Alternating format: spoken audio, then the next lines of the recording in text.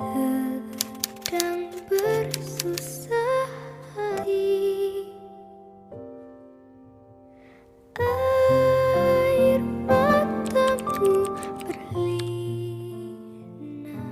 Keluar yang penting benar-benar penjenengan itu tidak pernah kontak dengan suami. Tapi pulang nggih bebas nggih. Sampah mitang lajeng ngoten niku. Hutan, gunung, sawah, lautan, simpanan kekayaan.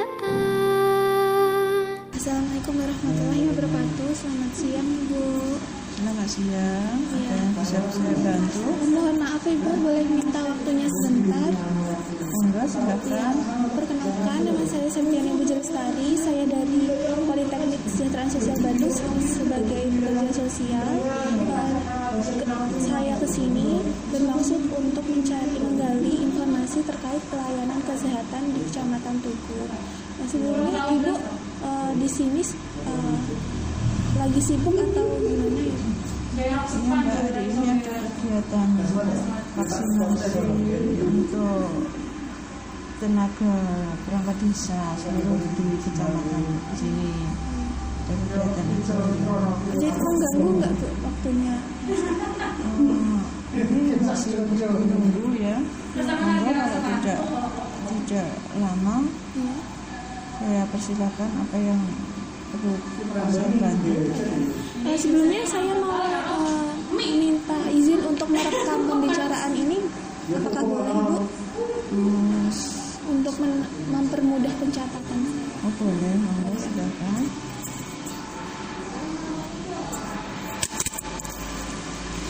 Jadi begini Bu, sebelumnya boleh memperkenalkan Ibu sebagai mohon maaf namanya Ibu siapa, di sini sebagai menjabat sebagai apa?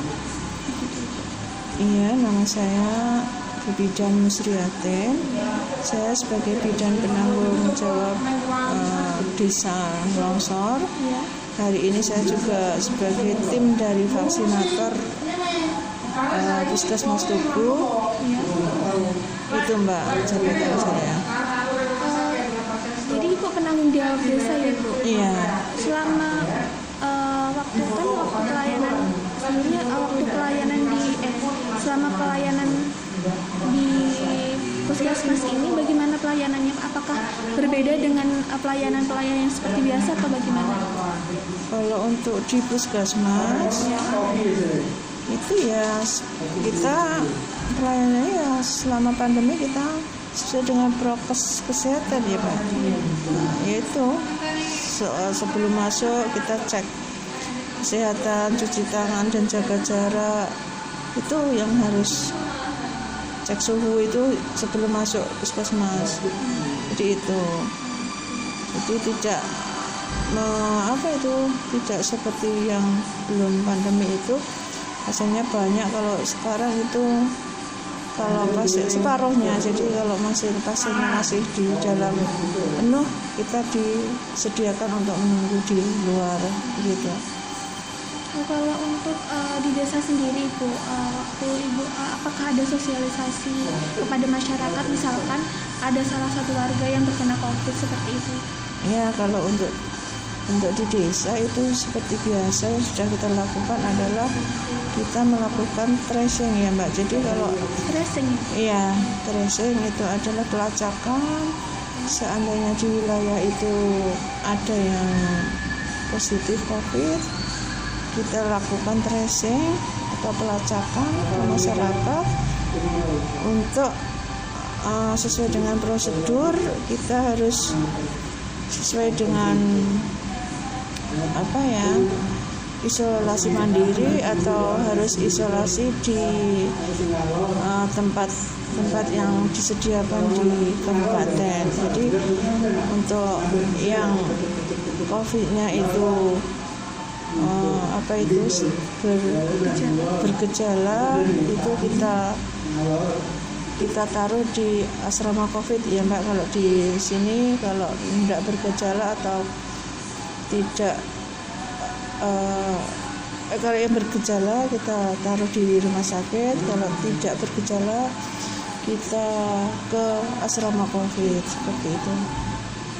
Terus apakah ibu sendiri dalam penyuluhan tersebut atau ada tim-tim sendiri dari desa atau maupun dari puskesmas untuk mengirim dan menginformasikan kepada masyarakat salah satu keluarga mungkin Bu? Untuk dari desa kita punya tim satgas desa, yaitu yang setiap saat kita ada pasien yang terkonfirmasi positif, kita melakukan tracing itu dengan 3 pilar ya, 3 pilar beserta kita. Jadi untuk dari tim kesehatan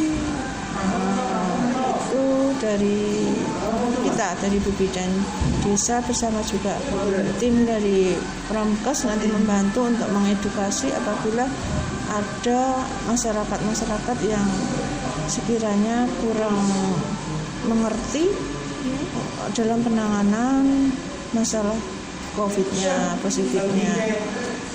Apakah ada kesulitan Ibu untuk misalkan kita memberi penyuluhan terus masyarakat menolak gitu? Apakah pernah ada kasus seperti itu? Dan bagaimana sikap Ibu untuk menangani masalah tersebut?